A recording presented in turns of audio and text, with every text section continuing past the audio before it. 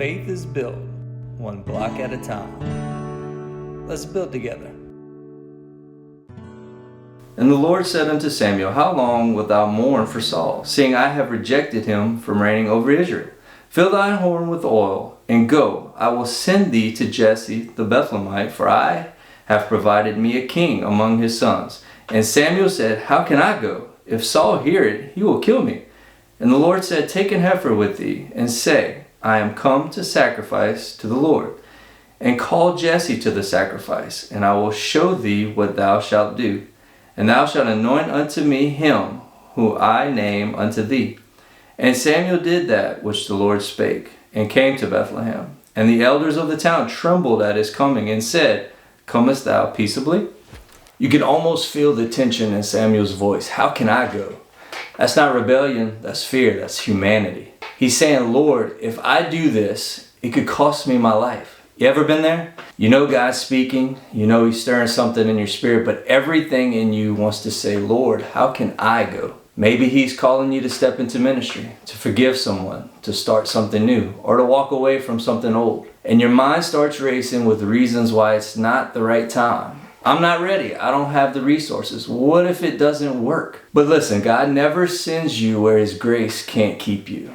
If He's called you, He's already made the way. And I love what God tells Samuel next. I will show you what to do. Not, I'll give you every detail up front. Just, I'll show you. That's how faith works. One step at a time. And every time you take one in obedience, He shows you the next. Moses didn't know what the Red Sea would look like. He just knew to stretch out his rod.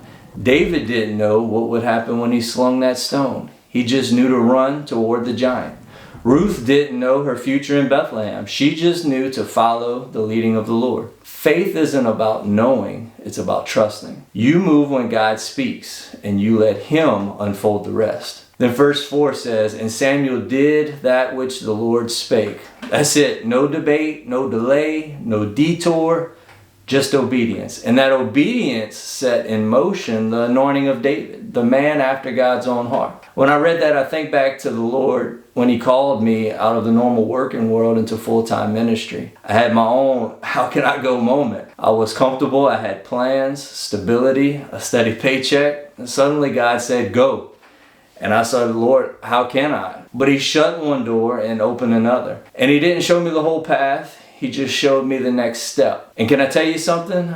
A whole year later, He's been faithful every single step of the way. We haven't lacked, we haven't struggled, and we watched God provide in ways I never could have imagined. So here's what I've learned. You don't need to see the end of the road to take the first step. If God says go, you can trust His direction even in the dark. Because the same God who called Samuel, who guided Moses, and who led me, will guide you too. So don't let fear keep you stuck. You don't need the full map, you just need the next step. If God says go, He's already prepared the way. Faith doesn't wait for all the answers.